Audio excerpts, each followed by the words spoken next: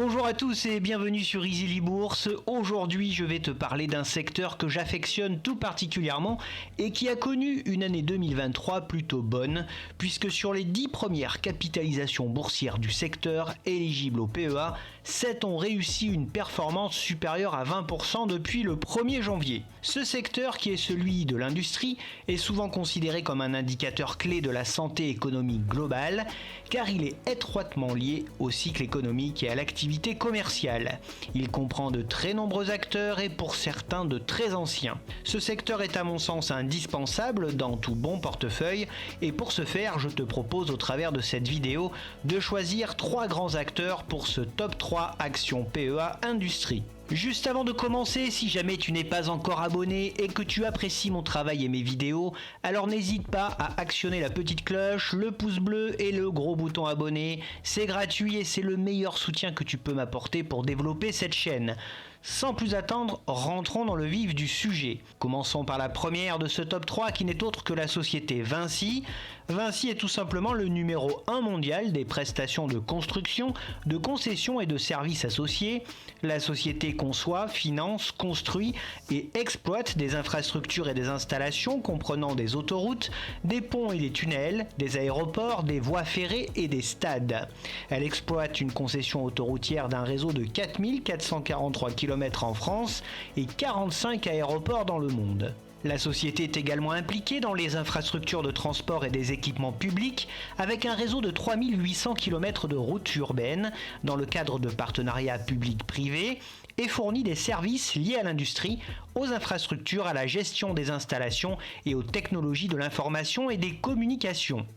Son chiffre d'affaires par type d'actifs se répartit comme suit: la conception et la construction d'ouvrages avec 47,1% de son chiffre d'affaires via Vinci Construction, la conception, la réalisation et la maintenance d'infrastructures d'énergie et de télécom avec 35,8% de son chiffre d'affaires via Vinci Énergie et Cobra IS, la gestion déléguée d'infrastructures pour 14,7% de son chiffre d'affaires via Vinci Concessions et les autres activités avec 2,4% de son chiffre d'affaires, notamment avec la promotion immobilière. C'est un groupe international qui est présent dans 120 pays et qui emploie plus de 272 000 personnes. Côté fondamentaux, le titre a gagné 17,8% en un an et gagné 7,8% en 6 mois et semble s'inscrire dans un canal entre les 80 et les 100 euros. Son résultat d'exploitation et son chiffre d'affaires affichent tous deux des valeurs en hausse, confirmant la bonne santé du groupe sur le long terme. Sa rentabilité reste bonne et voisine de 17% avec des marges nettes de 7% et marge d'exploitation de 11%, augmentant toutes deux faiblement au fil du temps. Le groupe est endetté mais sa dette demeure gérable et poursuit sa baisse. Son free cash flow disponible est quant à lui plutôt stable et assez confortable. Sa valorisation semble correcte et le titre est même très légèrement sous-évalué pour le secteur avec un PER assez raisonnable. La société offre un bon rendement et une bonne redistribution, voisine des 40 à 45% en moyenne à ses actionnaires. Les analystes sont plutôt à l'achat sur le dossier avec un objectif de cours moyen de 125 euros et de cours haut de 138 euros. Les atouts de ce groupe sont nombreux. Tout d'abord, son positionnement sur le marché international est tout simplement excellent. Son carnet de commandes est actuellement à un niveau historique. Toutes ses activités sont assez complémentaires, ce qui lui permet d'avoir une bonne visibilité sur ses résultats avec des contrats le plus souvent signés sur le long terme. Sa capacité de croissance et de développement est très intéressante, notamment grâce à de nombreuses et régulières acquisitions. Vinci réussit également l'exploit de maintenir son endettement porté par sa branche énergie et la vigueur retrouvée de ses concessions routes et aéroportuaires. En revanche, le contexte économique est difficile pour le BTP depuis quelque temps. Les retards dans la mise en place des partenariats publics-privés ou la diminution des investissements des collectivités sont un frein à sa croissance. Les marges réalisées au sein de ces différents pôles d'activité montrent des variations plutôt importantes. La forte concurrence chinoise dans le BTP associée à la hausse des prix des matières premières et des matériaux ont tendance à ronger ses marges. Et pour finir, la taxation des super profits par l'État visant les sociétés d'autoroutes est une véritable épée Damoclès pour le groupe. Même si la conjoncture économique actuelle est défavorable, c'est le fleuron français du BTP et des concessions avec une position de leader. La diversité de ses activités, de ses implantations, lui permet de poursuivre une croissance constante. Son bilan financier est très solide. Personnellement, je suis investi sur Vinci avec 60 titres et un PRU de 90 €. Avec des fondamentaux aussi attrayants, j'attends idéalement un retour sous les 100 € pour renforcer mon investissement. La seconde société n'est autre que Schneider Electric. Le groupe Schneider Electric mène la transformation numérique de la gestion de l'énergie et des automatismes dans le résidentiel, les bâtiments, les centres de données, les infrastructures et les industries. Présent dans plus de 115 pays, Schneider Electric est le leader incontesté de la gestion électrique, moyenne tension, basse tension et énergie sécurisée, et des systèmes d'automatisme. La société fournit des solutions d'efficacité intégrée qui associent gestion de l'énergie, automatisme et logiciel. Son chiffre d'affaires par activité se répartit comme suit: la gestion de l'énergie avec 77,4% de son chiffre d'affaires, l'automatisation industrielle avec 22,6% de son chiffre d'affaires. La société emploie près de 135 000 collaborateurs dans plus de 115 pays à travers le monde, avec plus de 191 usines dans le monde. 28% de son chiffre d'affaires est réalisé aux États-Unis et 18,5% en Europe. Côté fondamentaux, le titre a gagné 23% en un an et gagné 3,6% en 6 mois et demeure bien orienté à la hausse dans un contexte tendu dans le secteur. Son résultat d'exploitation et son chiffre d'affaires affichent tous deux une bonne hausse régulière, se prolongeant d'année en année. Sa rentabilité autour de 14% est stable et même bonne. Celle-ci devrait poursuivre sa hausse au fil du temps. Le groupe envisage aussi une marge nette de 10% et une marge d'exploitation de 17 à 18% qui sont toutes les deux en hausse. L'endettement de la société est important, variable mais demeure largement gérable par le groupe. Son free cash flow disponible est positif, en hausse et très confortable. Sa valorisation est actuellement un peu élevée mais reste en phase avec les résultats du groupe ces derniers mois. La société offre jusque-là un rendement modeste et une redistribution moyenne de 35 à 45% à ses actionnaires. Son dividende est quant à lui très fiable mais faible. Les analystes sont partagés entre l'achat et la conservation du titre avec comme objectif de cours moyen 175 € et un objectif de cours de 205 €. Le premier atout de cette entreprise, c'est d'être un géant mondial de l'électrique très engagé dans la transition énergétique et avec une excellente diversification géographique. Ses plus de 130 acquisitions en 10 ans et sa très grande capacité d'innovation lui permettent d'avoir une rentabilité et des marges bien supérieures à celles de ses concurrents du secteur. Néanmoins, le ralentissement du marché immobilier a un impact indéniable sur ses activités qui sont assez dépendantes des cycles économiques. L'entreprise est également confrontée à une forte concurrence internationale qui tire les prix vers le bas. Et enfin, la dette de l'entreprise pèse encore beaucoup sur le niveau de confiance des investisseurs. Ce groupe est toutefois très bien géré financièrement avec une croissance des marges associée à la croissance de son activité. Sa position de leader mondial dans un secteur résilient et à croissance régulière en font un poids lourd, d'autant plus qu'il est en première ligne sur la transition énergétique. Je possède actuellement cette valeur en portefeuille avec 15 titres et un PRU de 145 €. Je reste séduit par ses fondamentaux et par ses belles perspectives à venir.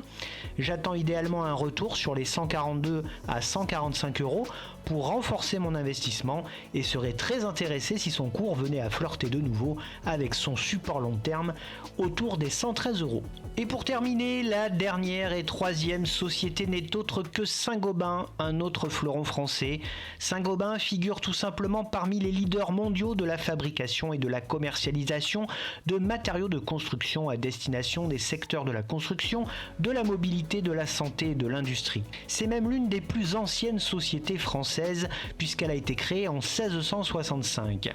Son activité s'organise autour de 4 pôles principaux: la fabrication de solutions de haute performance avec les produits céramiques, les plastiques, les produits abrasifs et les matériaux de renforcement, la distribution de matériaux sous les enseignes Point P en France, Dahl en Scandinavie et Telanorte au Brésil, la fabrication de produits de construction avec les produits d'extérieur, d'isolation et de canalisation, mortier industriel et matériaux en gypse, la fabrication de vitrages, les verres plats, le vitrage automobile, les verres de spécialité. Le groupe développe également une activité de transformation et de distribution de verres pour le bâtiment. Elle emploie près de 166 000 personnes dans 75 pays, 32% de son chiffre d'affaires est réalisé en Europe du Nord et 16% aux États-Unis. Côté fondamentaux, le titre a gagné 31,6% en un an et 10% en 6 mois et semble bien reparti à la hausse. Son résultat d'exploitation et son chiffre d'affaires marquent le pas en 2023 en raison d'une conjoncture compliquée, notamment dans le domaine de la construction. Sa rentabilité est bonne, stable et voisine des 12 à 13% en 2022 et 2023. La société offre une marge nette de 6% et une marge d'exploitation de 10% qui ne sont pas assez élevées. La dette est importante mais en baisse. Elle reste tout à fait gérable par l'entreprise et ne représente en aucun cas un problème.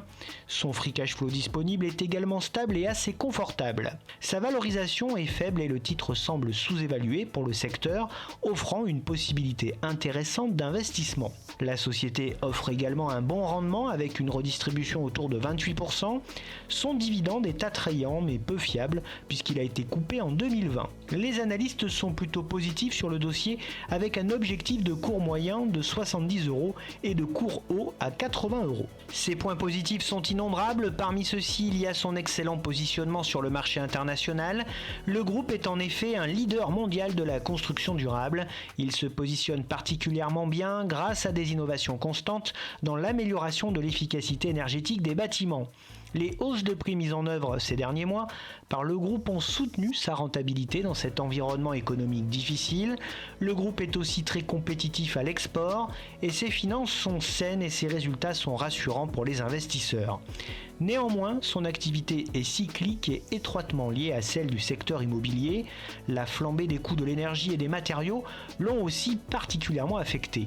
Et enfin, le ralentissement de l'activité aux États-Unis et en Europe, qui sont ses deux plus gros marchés, freine sa croissance. Mon avis sur Saint-Gobain reste tout de même positif. C'est une société solide et innovante, leader mondial dans plusieurs activités. C'est aussi un beau fleuron français. Ses résultats sont bons et résistent grâce notamment à l'augmentation de ses prix. La seule ombre au tableau est le ralentissement du secteur immobilier qui a un impact sur ses résultats. Pour autant, je n'ai pas investi dans Saint-Gobain car je n'ai pas su saisir la bonne occasion vers les 50 €. Le cours est depuis bien remonté et évolue au voisinage de ses plus hauts. Ses marges sont préservées au premier semestre et la rentabilité est bonne et stable, ce qui en fait selon moi un bon investissement mais pas à n'importe quel prix. Attendre donc un test du support à 55 € à court terme, puis des 50 € à long terme pour pouvoir rentrer. Ce top 3 Action Industrie PEA touche maintenant à sa fin. Pour information sur ces 3 sociétés présentées, 2 sont actuellement présentes dans mon PEA et caracolent en tête de mes plus-values latentes derrière Air Liquide. Il s'agit dans l'ordre de Schneider Electric suivi de près par Vinci. Bien entendu, cette vidéo sur ce top 3 Action Industrie PEA ne reflète que mon propre avis. Je n'encourage personne à investir dans ce secteur et sur ces actions en particulier sans avoir fait au préalable ses propres recherches et analyses, condition indispensable afin d'investir ton propre argent en bourse. C'est ainsi que se termine cette vidéo sur mon top 3 Action Industrie PEA. J'espère que cette vidéo t'a plu. Si c'est le cas, n'oublie pas de mettre un like et de t'abonner à la chaîne. Tu pourras également retrouver sur cette chaîne des analyses de toutes les sociétés citées dans cette vidéo. Pour te tenir au courant de toutes les dernières nouveautés et de mes investissements, tu peux également me retrouver sur Facebook, Twitter et Instagram. Je te donne rendez-vous prochainement pour l'analyse de nouvelles actions et n'oublie pas en attendant qu'investir, c'est préparer ton avenir.